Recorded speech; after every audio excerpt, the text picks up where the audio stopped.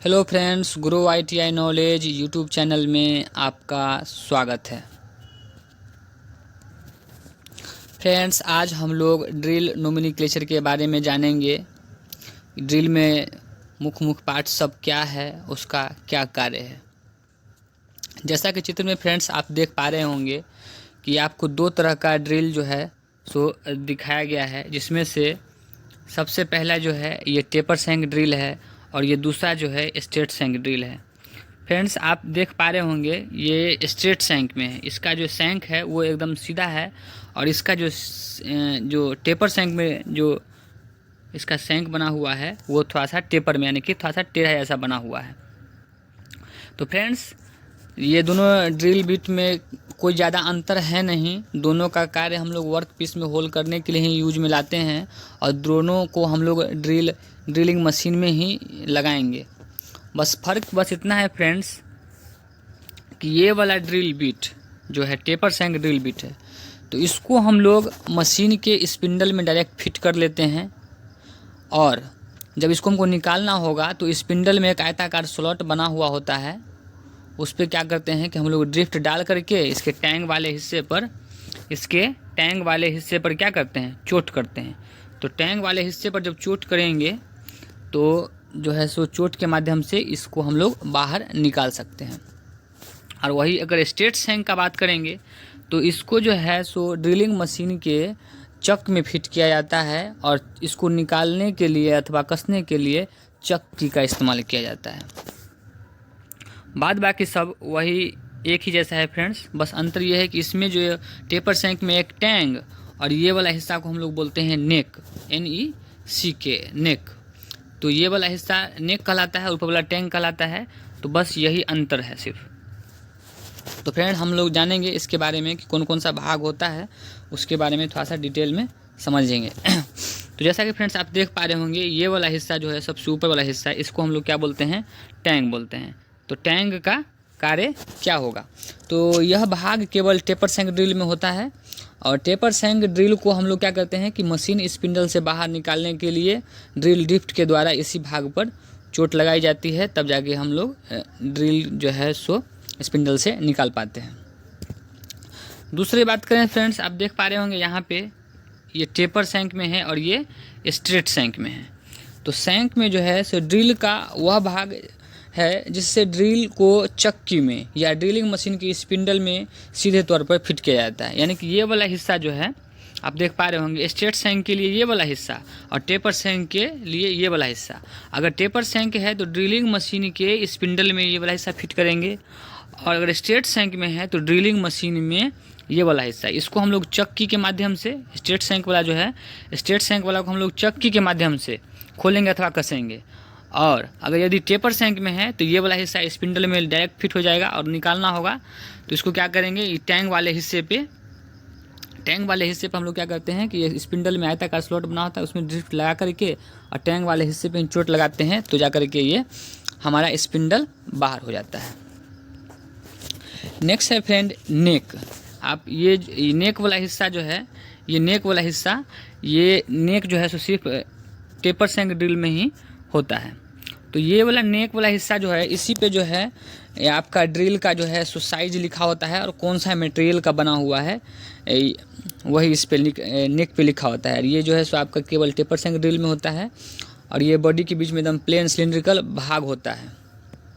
इसी पे आप ड्रिल का साइज, आपका ड्रिल का साइज लिखा हो रहा है कितना mm का है, 14 mm का है या 20 mm का है, जो भी है वो इस पे आपका ये वाला हिस्से, इसको हम लोग बोलते हैं नेक, ये वाला हिस्से पे लिखा रहेगा। और जो भी मटेरियल का ड्रिल बिट बना हुआ है, जैसे हाई कार्बन स्टील का बना हुआ है तो HCS लिखा हुआ रहेगा, या हाई स्पीड स्टील का बना हुआ है तो HSS लिखा हुआ रहेगा। वैसे फ्रेंड्स, अगर स्ट्रेट सैंक ड्रिल बिट का हम लोग यूज में अगर लाएँ तो ये कम से कम जो है सो 13.5 mm डायमीटर तक प्राप्त होते हैं स्ट्रेट सैंक में। और टेपर सैंक में अगर आते हैं तो ये 14 mm से और उससे अधिक mm का डायमीटर में मिलते हैं। अब बात करते हैं नेक्स्ट फ्रेंड इसकी बॉडी की, यानी कि ये वाला हिस्सा जहाँ से ये फ्लूट्स कटा होता है और जहाँ तक कटा हुआ, यानी कि टोटल जहाँ से ये कटा हुआ हिस्सा वहाँ से लेकर के यहाँ तक, ये सब पूरा जो है इसका बॉडी ही कहलाता है। ये इसकी पूरी बॉडी ही कहलाएगी। और इसी बॉडी में जो है सो फ्लूट्स कटा हुआ रहेगा, लैंड रहेगा। इसी में ये फ्लूट्स है, लैंड है, मार्जिन है, बॉडी क्लियरेंस है, वेब इत्यादि सब में, इसमें ही सब बॉडी के अंतर्गत में ये सब आते हैं। इसके बारे में भी हम लोग डिटेल में समझेंगे। तो फ्रेंड्स सबसे पहले हम लोग बात करते हैं फ्लूट्स की। यहाँ पे आप देख पा रहे होंगे कि फ्लूट्स कटा हुआ है, दोनों में जो है सो फ्लूट्स कटा हुआ है। तो फ्रेंड्स ड्रिल की बॉडी में जो घुमावदार हेलिकल ग्रूव कटे होते हैं, इसी को हम लोग क्या कहते हैं कि फ्लूट्स कहते हैं। और फ्लूट्स का जो मुख्य कार्य होता है, जैसे हम लोग ड्रिलिंग करेंगे तो चिप्स को आसानी से बाहर निकालने के लिए, जब हम लोग ड्रिलिंग करेंगे तो ये चिप्स वाले जो चिप्स है इसी स्पाइरल ग्रूव के माध्यम से बाहर आते हैं।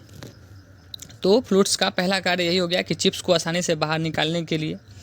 दूसरा है कूलेंट पॉइंट तक पहुंचता है। जब ड्रिलिंग हम लोग कर रहे होते हैं तो पॉइंट तक जो है जहाँ पे ड्रिलिंग का कार्य किया जा रहा है, तो वहाँ पे ड्रिल बिट गर्म नहीं हो, तो पॉइंट वाले हिस्से तक जो है सो कूलेंट को पहुँचाने के लिए, यानी कि कूलेंट जो है सो पॉइंट तक पहुँचाने के लिए भी फ्लूट्स का हम लोग इस्तेमाल करते हैं। और तीसरा होता है कटिंग एज बनते हैं। फ्रेंड्स इसमें जितने फ्लूट्स आप देख पा रहे होंगे, जितना फ्लूट्स कटा हुआ है, तो फ्लूट्स में जितना फ्लूट्स कटा हुआ है वो सब जो है क्या है, कटिंग। जितने फ्लूट्स कटेंगे उतना ही कटिंग एज जो है सो बनेंगे, तो उसका कार्य भी करता है। नेक्स्ट फ्रेंड्स बात करें इसको, जैसे यहाँ पे फ्लूट्स कटा हुआ है तो यहीं पे लैंड और मार्जिन जो है सो होता है। तो लैंड क्या होता है, ये ड्रिल में फ्लूट्स के बीच जो संपूर्ण भाग होता है उसी को लैंड कहते हैं। यानी कि जो फ्लूट्स आप देख पा रहे होंगे, यहाँ पे फ्लूट्स कटा हुआ है और ये संपूर्ण भाग जो पूरा कहलाएगा वो क्या कहलाएगा, लैंड कहलाएगा। और जस्ट यहीं पे आप देख पा रहे होंगे मार्जिन। तो मार्जिन क्या है यहाँ पे उसको समझते हैं। मार्जिन क्या है कि आप यहाँ पे देख पा रहे होंगे, ये चमकदार हिस्सा आप देख पा रहे होंगे कि ये जो ऊपर में चमकदार लाइन बन जा रहा है, इसमें भी आप देख पा रहे होंगे कि यहाँ पे चमकदार लाइन बन रहा है। तो यही है, ये जो होता है ये लैंड के ऊपर जो आप चमकीला रेखा देख पा रहे हैं, इसी को हम लोग क्या कहते हैं, मार्जिन लाइन कहते हैं। और यह मार्जिन लाइन जो है होल के साइज बनाती है, यही जो है सो होल का साइज बनाती है। और यह 1 mm से 2 mm तक होती है। और इसी से जो है ड्रिल का व्यास भी मापा जाता है। नेक्स्ट फ्रेंड्स आप बात करते हैं हम लोग बॉडी क्लियरेंस की।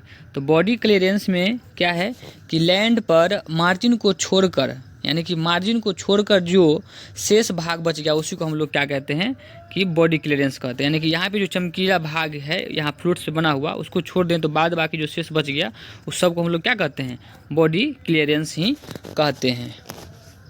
नेक्स्ट फ्रेंड बात करते हैं हम लोग पॉइंट एंगल की। पॉइंट एंगल को आप यहाँ पे देख पा रहे होंगे, यहीं पे क्या होता है, ये पॉइंट एंगल से क्या है, इसको हम लोग कटिंग एंगल भी कहते हैं।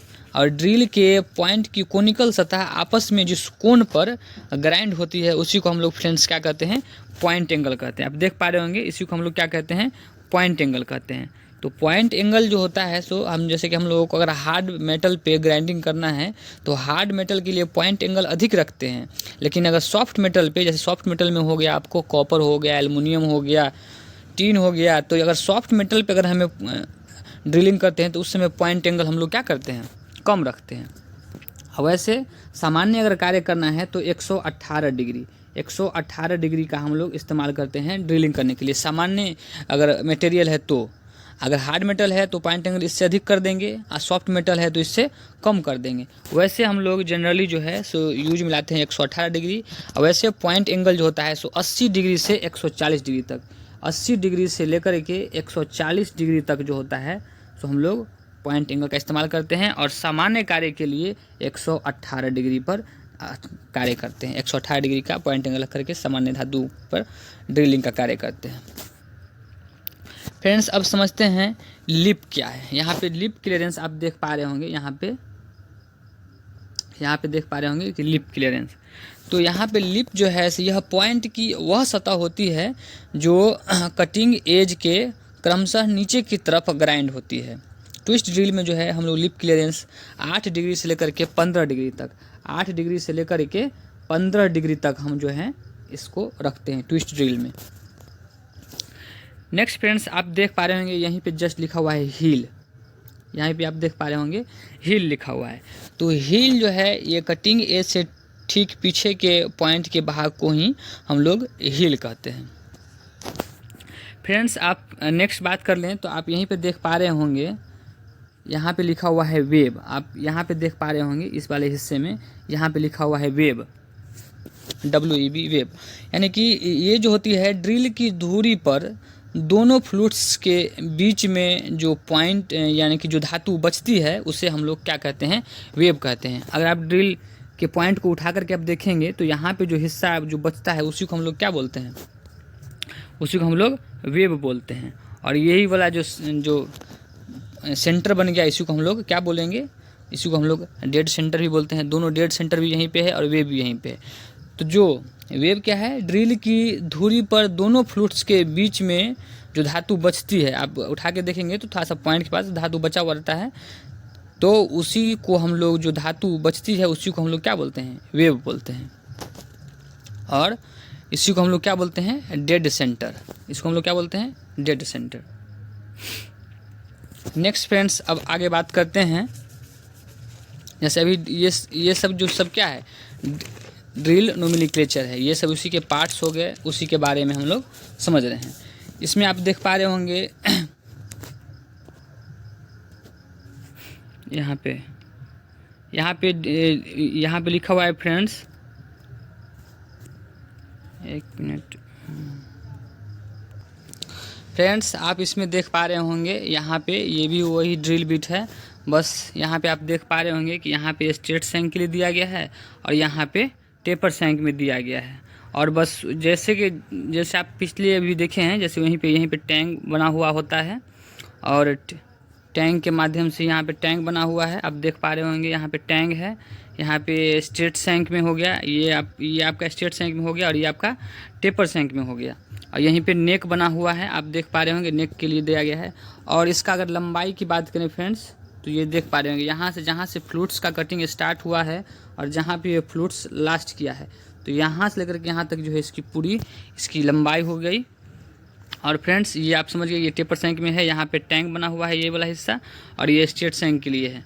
और फ्रेंड्स आप यहाँ पे देख पा रहे होंगे कि अगर ओवरऑल लंबाई की बात करें, पूरा लंबाई, तो यहाँ से लेकर के ये ओवरऑल टोटल लंबाई है। लेकिन अगर फ्लूइड्स की लेंथ है तो जहाँ से फ्लूइड्स स्टार्ट, नेक के बाद से जहाँ फ्लूइड्स स्टार्ट हुआ है इसके पॉइंट तक जो है सो ये इसका फ्लूइड्स का लेंथ बना हुआ है, पूरा बॉडी है फ्रेंड्स। इसके बाद हम लोग अगर देखें इसका बॉडी, तो जहाँ से नेक स्टार्ट हुआ है और जहाँ पे इसका पॉइंट खत्म हुआ है, तो ये पूरा वाला हिस्सा हम लोग क्या बोलेंगे, बॉडी बोलेंगे। एगो टेपर सैंक के लिए सैंक लेंथ अगर देखना है तो ये टेपर सैंक में हो गया, ये नेक हो गया यहाँ पे, और यहाँ से लेकर के यहाँ तक इसका फ्लूइड्स का लेंथ हो गया। और यहीं पे क्या है, और यहाँ से लेकर के यहाँ तक ये वाला हिस्से को हम लोग क्या बोलते हैं, बॉडी बोलते हैं फ्रेंड्स। इसमें अगर बात करें थोड़ा सा, तो यहाँ पे एक हेलिक्स एंगल का भी आ रहा है, तो हेलिक्स एंगल को थोड़ा सा हम लोग समझ लेते हैं कि हेलिक्स एंगल क्या है फ्रेंड्स। इसे हम लोग जो है सो रैक एंगल अथवा फ्लूइड्स एंगल भी कहते हैं। हेलिक्स एंगल का ही दूसरा नाम है, फ्लूइड्स एंगल भी बोलते हैं या रैक एंगल भी बोलते हैं। तो ड्रिल की धुरी के साथ फ्लूइड जिस कोण पर बने होते हैं उसी को हम लोग क्या बोलते हैं कि हेलिक्स एंगल बोलते हैं। और हेलिक्स एंगल जो होते हैं वो 3 प्रकार के होते हैं। 3 प्रकार मीन्स एक H, दूसरा N और तीसरा S होता है फ्रेंड्स। तो H टाइप का अगर हेलिक्स एंगल है तो वो हार्ड मेटल के लिए होता है, अगर N टाइप का हेलिक्स एंगल है तो वो नॉर्मल मेटल के लिए होगा, और S टाइप का अगर हेलिक्स एंगल करेंगे तो वो सॉफ्ट मेटल के लिए होगा। तो आमतौर पर हम लोग हेलिक्स एंगल या रैक एंगल जो होता है वो 27.5 डिग्री होता है, 27.5 डिग्री होता है। हेलिक्स एंगल हम लोग 27.5 डिग्री रखते हैं, और यह ड्रिल के व्यास के अनुसार अलग अलग भी होता है। तो फ्रेंड्स ये जो है सो हम लोग अभी ड्रिल नोमेनक्लेचर के बारे में जाने, और उसके कुछ मुख्य पार्ट्स जो हो गए उसके बारे में हम लोग जाने। और फ्रेंड्स आज के लिए इतना ही। ये वीडियो आपको कैसा लगा कमेंट्स में बताएं, और अच्छी लगी हो तो लाइक करें, सब्सक्राइब करें। मिलते हैं अगली वीडियो में, तब तक के लिए जय हिंद, वंदे मातरम।